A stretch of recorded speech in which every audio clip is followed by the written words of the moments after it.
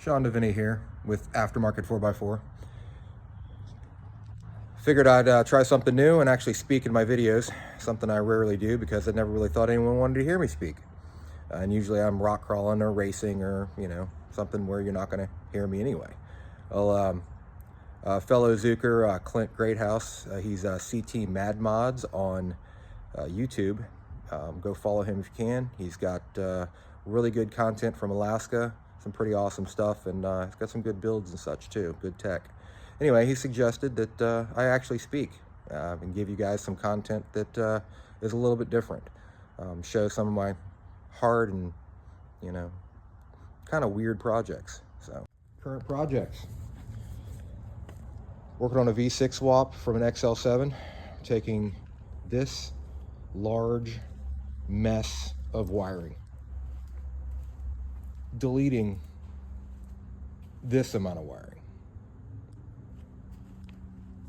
and turning it into this. So now you get a better idea how much work it is.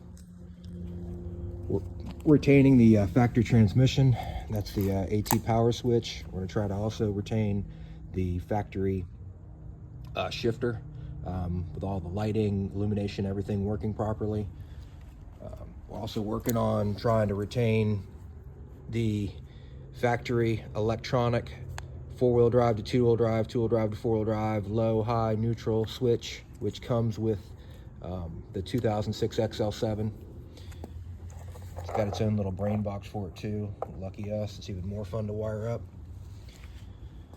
Also trying to retain the cruise control, and we'll see if that's even possible, see if the combo switches will work together. That may be an issue. Then of course have to use the pedal from the XL7 as well.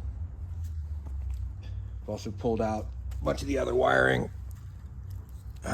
These are the relays. That's going to be your fuel and your main relay. We've got an OBD2 port. It's already wired up. We just moved it around, put it in a better location, closer to the computer. The computer is going to be mounted under the probably the passenger side on this one because of the way the wiring is all routed. It's the factory computer. Only one of the plugs is plugged in. The rest are up on the motor still. We've got this is still part of the 4x4 wiring. Here's your air temp and map sensor plugs.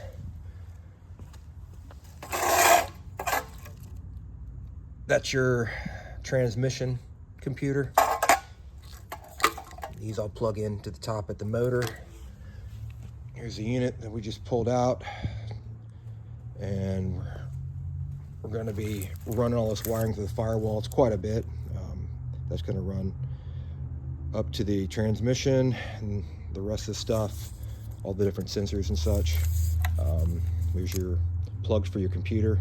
All this comes off the passenger side of the engine, which is why it's all going to be routed through the engine bay on the passenger side, and the computer is going to be mounted up under the dash on the passenger side. So pretty much retained everything we could.